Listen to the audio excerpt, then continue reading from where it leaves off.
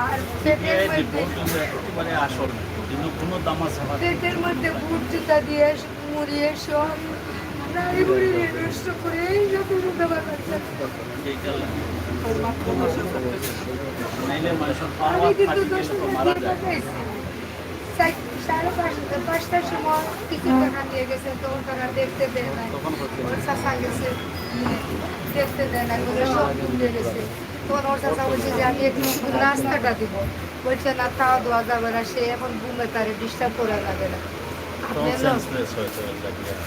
সে কিন্তু মারা গেছে তখন, মারা গেছে যে এরা দেখছে এরা বলছে যে সে মারা গেছে তখন বাইরে ঘোরাইছে ও কারণে যে জায়গাটা ফাঁকা করিয়া বাইরে ঘোরবার একটা চেষ্টা করছে।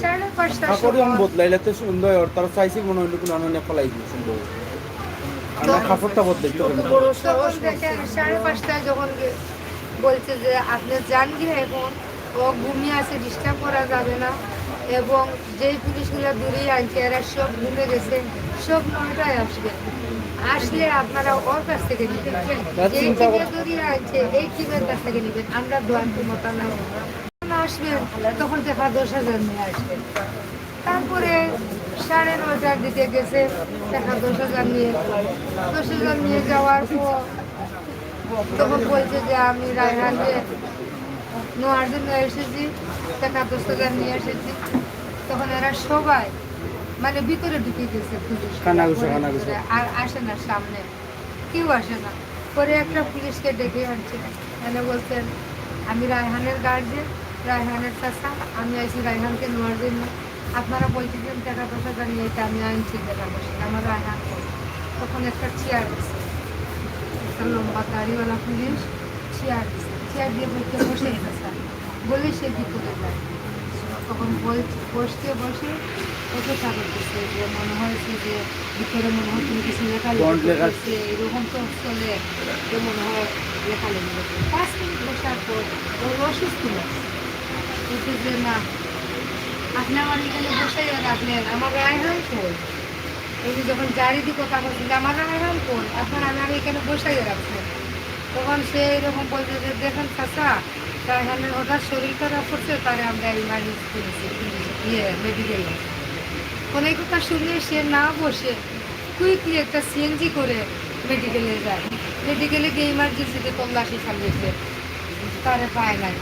পরে যেই রুমে ব্যান্ডেজ হয় সেই রুমেও গিয়ে তল্লাশি চালিয়েছে, তারে পায় নাই। মানে ছুটাছুটি করতেছে যে কোন জায়গায় পাইব। এর মধ্যে হঠাৎ একটা আয়া নাকি সিস্টার একটা মহিলা বলছে দেখো ওইখানে 2টা গাড়ি পুলিশে নিয়ে আইছে, একটা লাশ চুনাগারে রাখা আছে। এই কথা শুনে আমি যাওয়ার আগে আমার মনে একটা কেমনে গেছে গিয়ে, কেমনে করে গাইয়া গেছে গিয়া দেখে পুলিশে গেরা, এত পুলিশ মানে পাখি দেখলে দেখতে পারে। পর্যায়ে পুলিশের সাথে উত্তর চলতে চলতে আমার মনটা তাড়াতাড়ি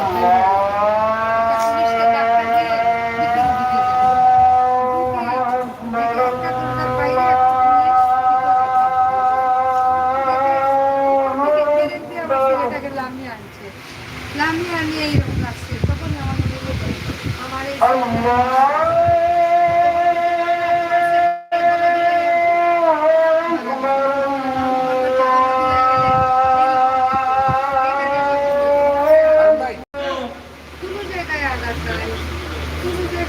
শুধু হাতে আঘাত, পায়ে আঘাত।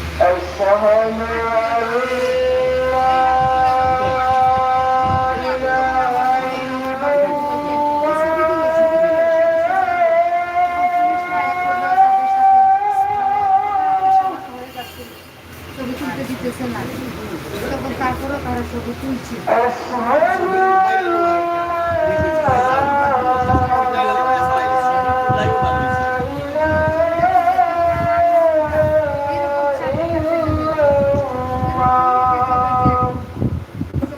তখন দেখে পাটাও কাটা, পাটা বাংলা এবং কাটা।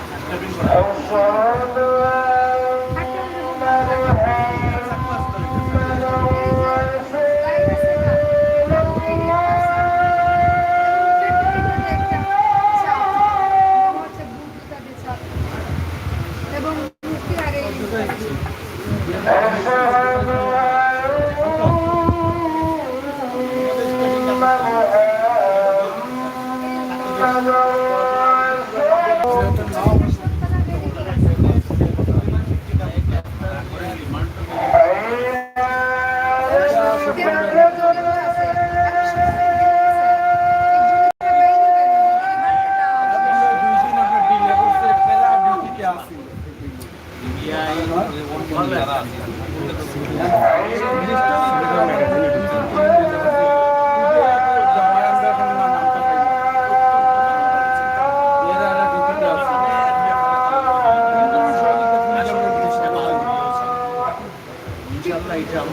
আছে সব কিছু মনে হয় তৃতীয় ইয়ে তাদের যখন এখন ডাক্তারে আমার সামনে রিপোর্ট লেখে আমি খুব ডাক্তার পুলিশে বলিয়া দেয় তাহলে আমাদের খুব একটা বাকি বাইরে রাখা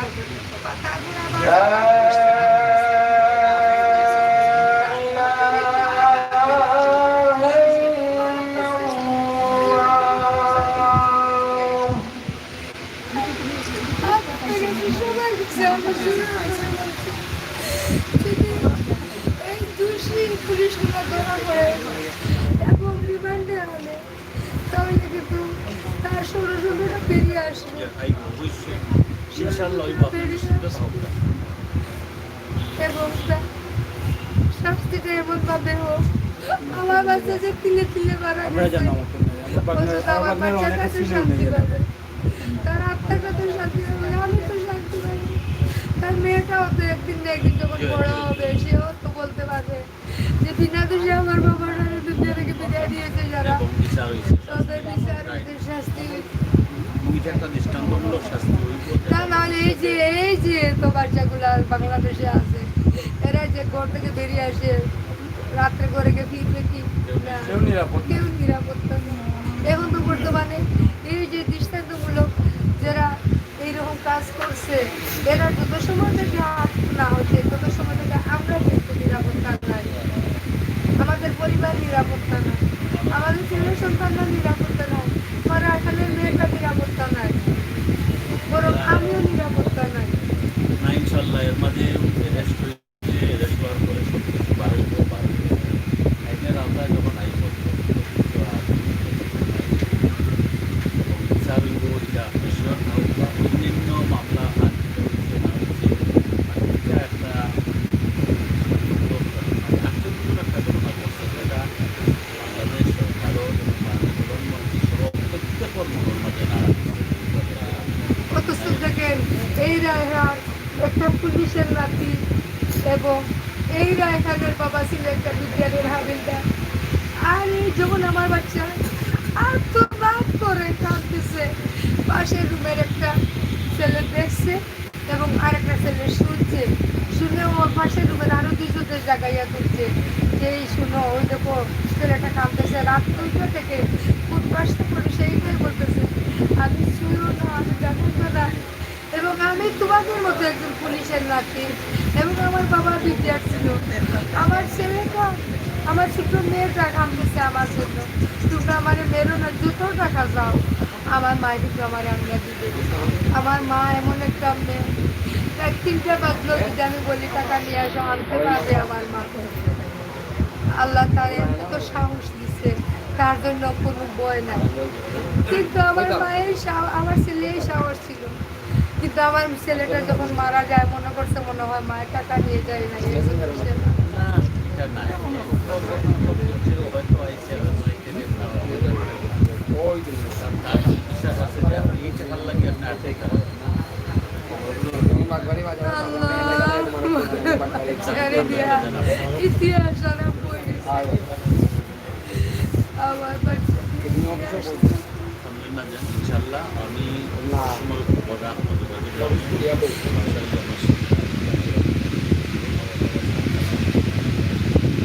শেখার যে আদনাজি নাম শুনছে শেখার তার ছেলে তাসির সাহেব এরা আমার খোলাক্তবা আপন খোলাক্তবা আদনাজির ছেলেরা শেখার এবং এরা সবাই আমেরিকার প্রবাস কিন্তু এই দেশ নির্মাণের জন্য তো আমার কোনো কিছু আসতে না ইনশাল্লাহ আল্লাহ ভরসা আল্লাহ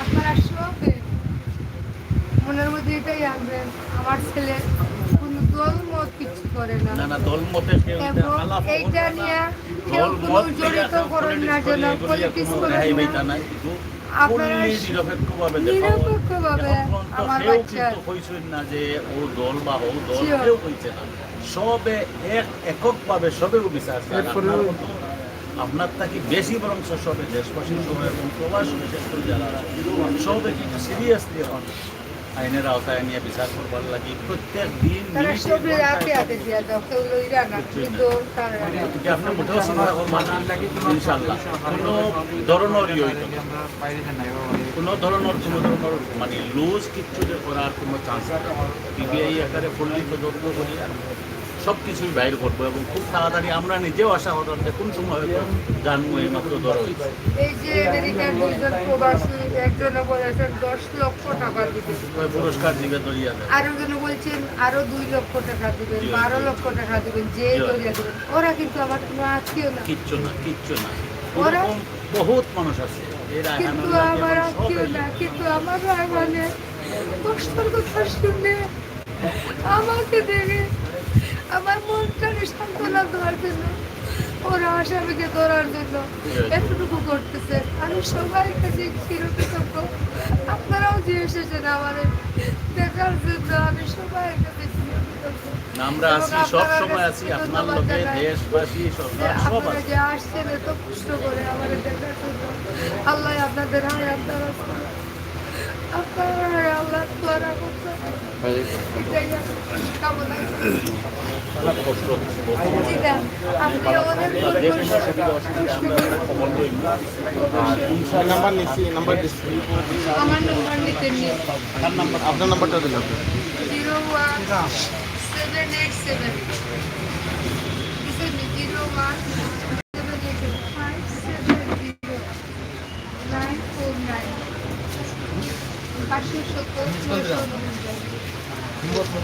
মোবাইল বুক না পড়ছি আপনার নাম্বার আমি সেভ করছি আমার নাম সালমা বেগম ভালো থাকুক তো আপনি কষ্ট হবে আমরা কোনো কষ্ট নাই আপনি ঠান্ডা মাথায় আল্লাহ করুকা খাওয়া দাওয়া সুন্দর করুক আপনি যদি একটা টেনশন করে আপনি নিজেও সুস্থ ছেলেও গেছে আপনিও থাকবো গতিকে আপনি ভালো আমার ছেলেটা ওই যে ছেলে ওর সাথে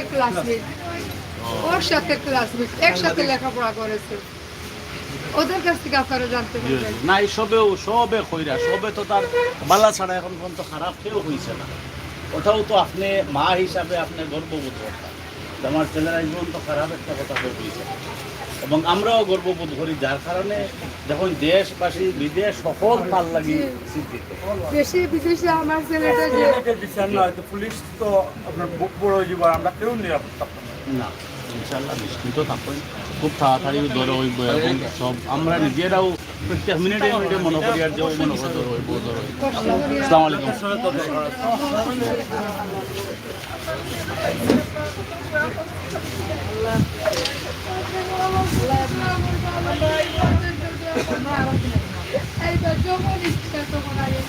আমার নম্বর দিচ্ছি ওনার কাছে আমিও সিলেট জেলা পরিষদের সদস্য তাই না আওয়ামী লীগের মহানগর আমরা শান্তি পাইলাম না বুঝাচ্ছি আল্লাহ আল্লাহ আপনারা শান্তি নম্বরটা আমার নম্বর লইলেন 01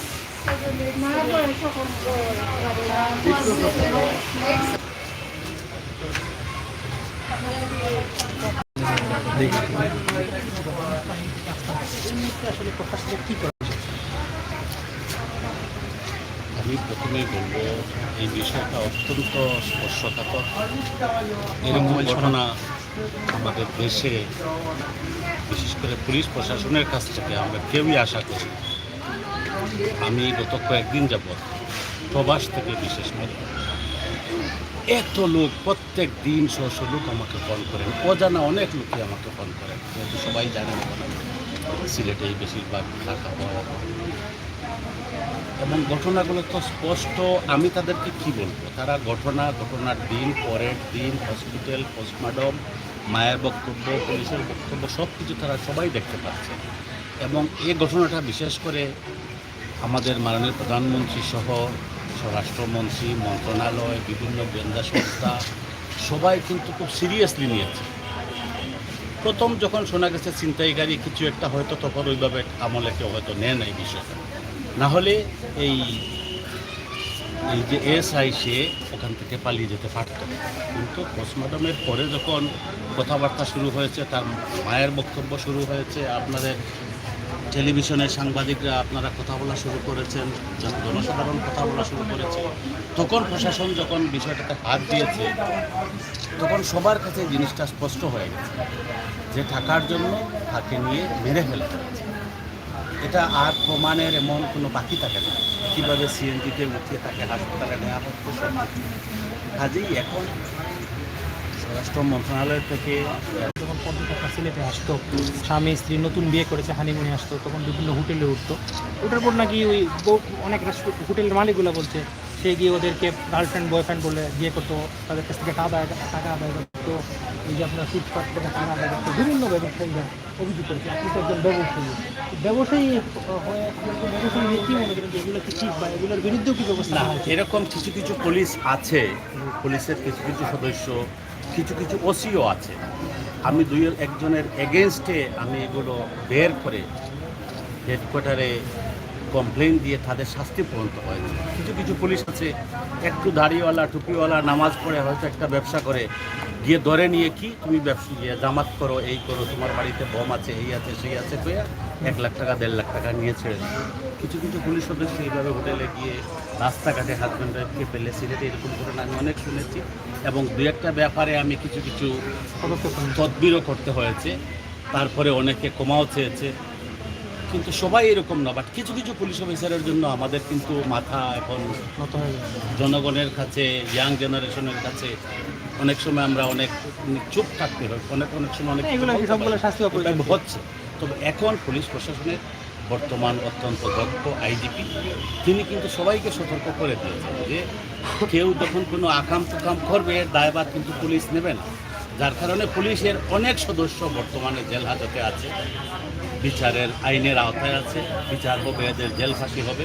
এবং এই যে দারোগা এই ঘটনাটা ঘটিয়েছে তার সাথেও অ্যারেস্ট হয়েছে, সেও অ্যারেস্ট হবে, বিচারের আওতায় আসবে এবং রায় হবে। এবং রায়হানের মা একদিন তার এই বিচারের রায় পেয়ে সন্তুষ্ট হবেন, শান্তি পাবেন, রায়হানের আত্মহত্যা শান্তি পাবে। এটাই আমি কামনা করি এবং এটাই আমি আশা করি। আর আপনারা সাংবাদিকরা যদি আপনারা সচেতন থাকেন, সব কিছু উদ্ঘাটিত হবে। কিন্তু আপনাদের মধ্যে কেউ কেউ আবার তো অন্যরকম হয়ে যায়, তখন গিয়েই প্রবলেমটা শুরু হয়ে যায়। ধন্যবাদ আপনাদের সবাই। খুব সুন্দর একটা কথা। ওরানোর ভিন্ন কথা না,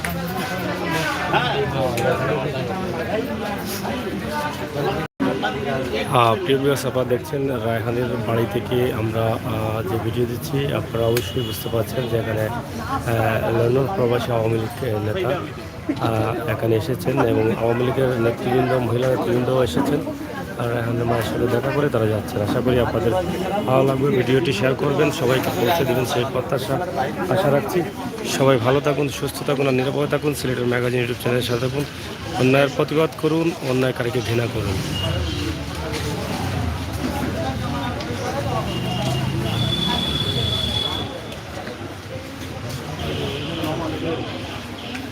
প্রতিদিনই আপনারা দেখছেন রায়হানের বাড়িতে বিভিন্ন নেতাকর্মীরা বিভিন্নভাবে আসছেন, বিভিন্নভাবে সান্ত্বনা দিচ্ছেন রায়হানের পরিবারকে, খোঁজখবর নিচ্ছেন রায়হানের পরিবারের এবং বিভিন্ন আশ্বাস দিয়ে যাচ্ছেন যে মামলার বিচার হবে। প্রত্যেকটি মানুষের একটি ধারণা যে এর বিচার হবেই হবে, এত বড় জঘন্য অন্যায় এটা কেউ মেনে নেবে না। এই বিশ্বাস রেখেই কিন্তু সবাই আশাবাদী যে সিলেটবাসী কাউকে ছাড় দেবে না, এর বিচার হবেই হবে। অসংখ্য ধন্যবাদ সুনামগঞ্জ জেলা নিউজ আপনাকে, সবাইকে ধন্যবাদ জানিয়ে বিদায় নিচ্ছি। ভালো থাকুন, সুস্থ থাকুন এবং নিরাপদে থাকুন, নিরাপদ রাখুন।